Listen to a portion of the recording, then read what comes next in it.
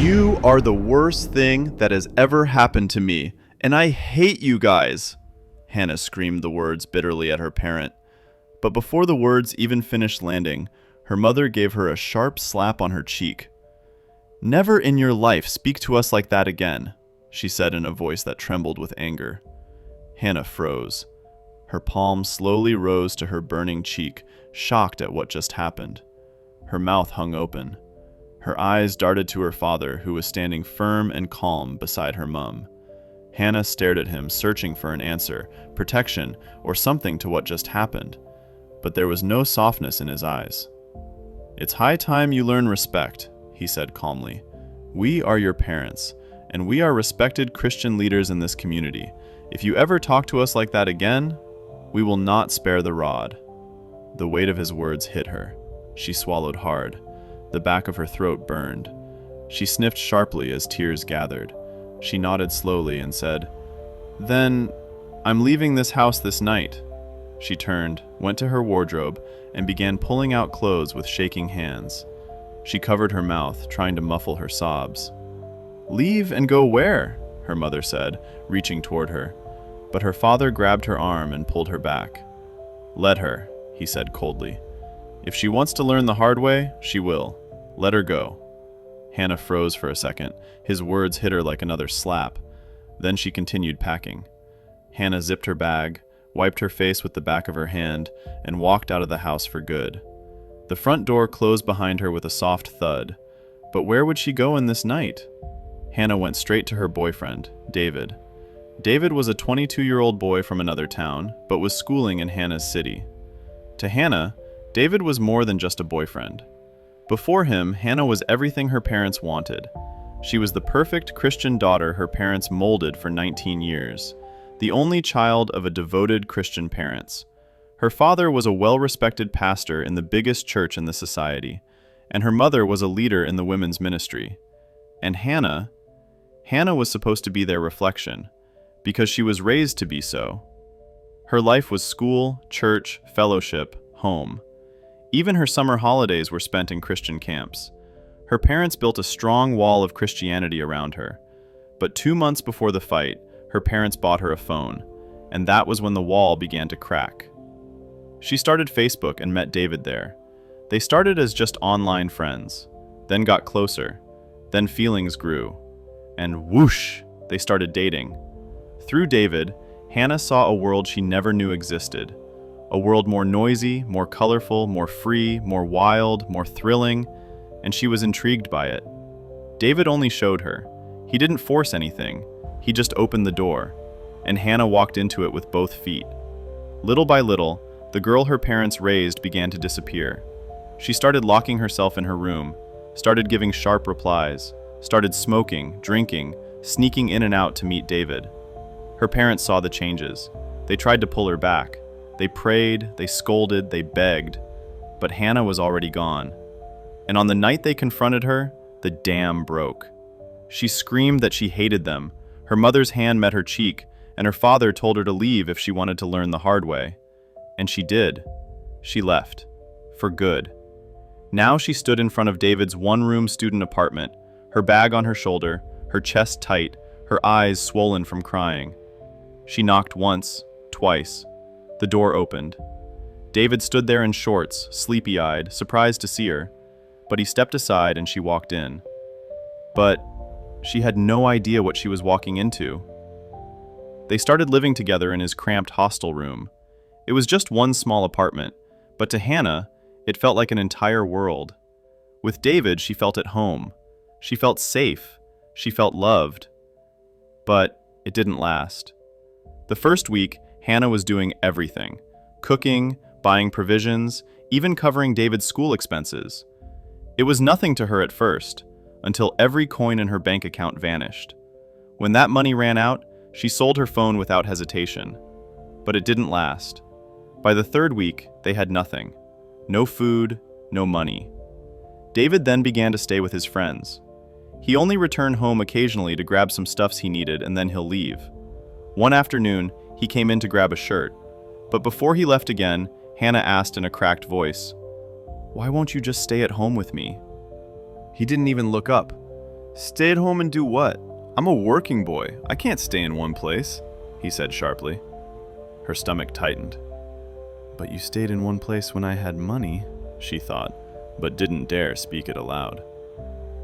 Then take me with you, please, she begged.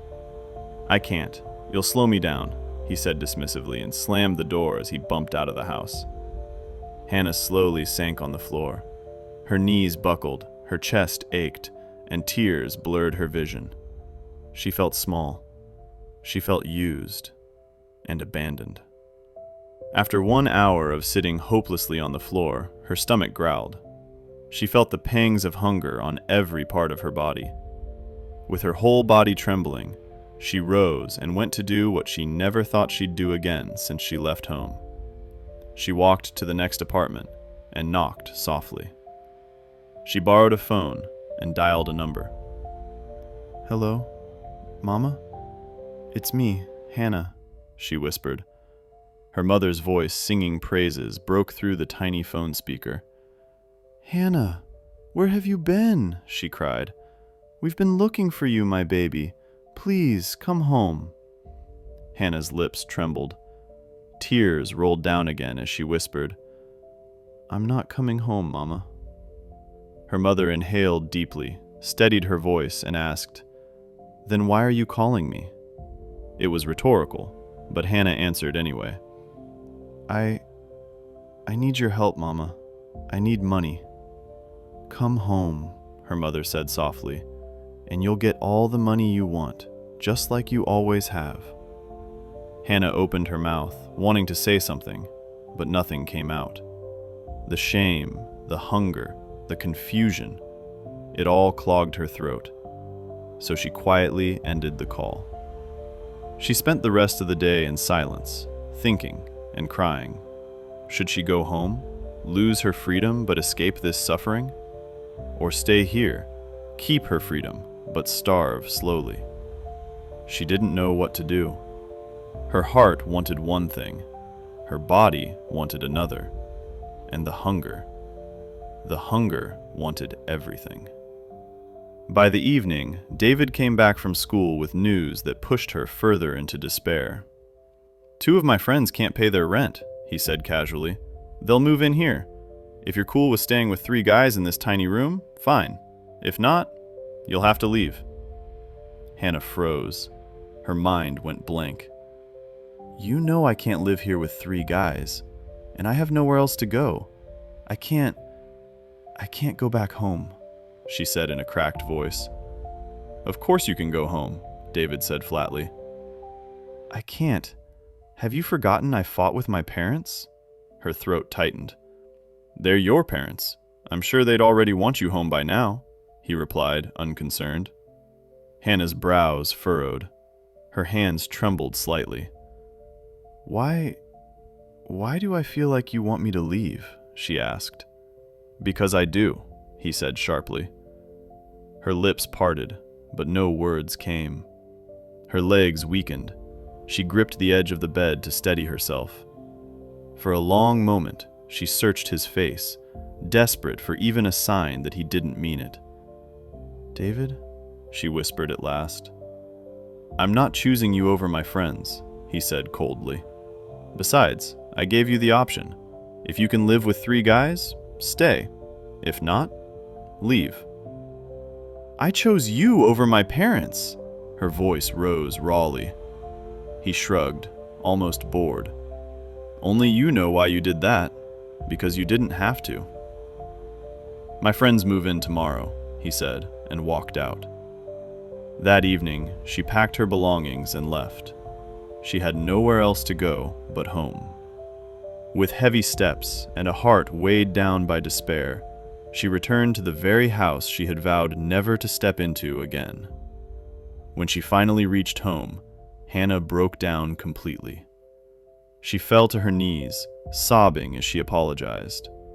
Her parents pulled her close and wrapped their arms around her with desperate relief and gratitude. When the storm of emotions finally settled, her father stepped back and studied her face. The paleness, the dryness of her lips, the hollowness in her eyes. "You learned the hard way, didn't you?" he said quietly. Hannah didn't know whether to nod, cry, or defend herself. She just lowered her gaze and nodded weakly. Her mother rushed to the kitchen and cooked her favorite meal. Hannah took a long, hot shower, the first in what felt like ages. She ate with her parents at the dining table. But as they eat, her father began listing rules. Stricter than before. Curfews, restrictions, supervision. Her mother reminded her repeatedly what a good Christian girl should be. Hannah nodded painfully through every word. After dinner, she went to her room. She locked the door behind her and finally exhaled. The food had settled in her stomach. The hot shower had calmed her body. But her spirit was still cracked. She thought of David. The betrayal, the humiliation, the way he discarded her like nothing. Her chest tightened until it hurt. Yet she was glad to be in comfort again. At least her body could rest. She looked around her room and realized her freedom had been stripped away again. She went into the bathroom, locked the door, pulled out a small piece of weed from her purse, lit it, and took a deep, slow puff. The smoke filled her lungs warmly and numbing. She leaned against the wall and stared into nothing, letting the moment soften her pain. Her parents slept peacefully that night, grateful that their daughter had returned home redeemed, restored, and healed. But little did they know that Hannah was just unraveling.